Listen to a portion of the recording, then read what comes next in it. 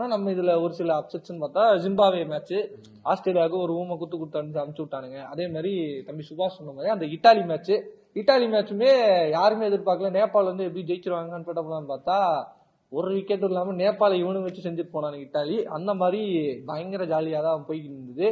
அதே மாதிரி New Zealand south Africa match அதுவுமே கொஞ்சம் நல்லா போச்சு.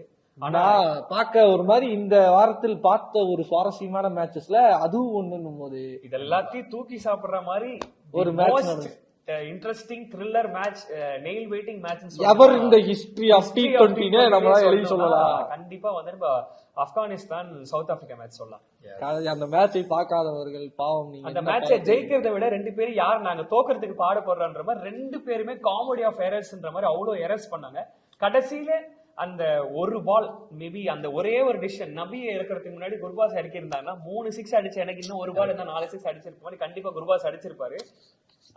டாக்டிக்கல் எரரோ இல்ல இன்னும் என்ன ஆச்சரியம்னா இன்னுமே நபிக்கு வந்து வாய்ப்பு கொடுக்கறதும் நபியை நம்புறதும் எனக்கு வந்து ஆச்சரியமா இருக்கு. எக்ஸ்பீரியன்ஸ் இன்னைக்கு கை கொடுக்குன்னு சொல்லலாம். ஒரு 40 வயசு அடிச்சு இவ்வளவு எக்ஸ்பீரியன்ஸ் இருக்கு, அதெல்லாமே கரெக்ட். பட் ஸ்டில் அன்னைக்கு டேல யார் பேட்ல படுதுன்றதுதான் யார் அன்னைக்கு அடிக்கிறாங்க அவங்க தான் ஹீரோ. அன்னைக்கு 80 ரன் அடிச்ச குர்பாஸ் தான் அன்னைக்கு ஹீரோ. அன்னைக்கு ஓப்பனிங்ல குர்பாஸ் வந்திருந்தா 3 6 லாஸ்ட் 4 பால்ல அடிச்ச குர்பாஸ்க்கு பிரஷர் இல்லாம 6 பால்ல 4 6 அடிக்கிறது ஷார்ட் ஷாட்டா அடிச்சிருப்பாரு. அவங்களோட வாய்ப்புகளை அவங்களே கெடுத்துக்கிட்டாங்கன்னு சொல்லலாம் ஆப்கானிஸ்தான்.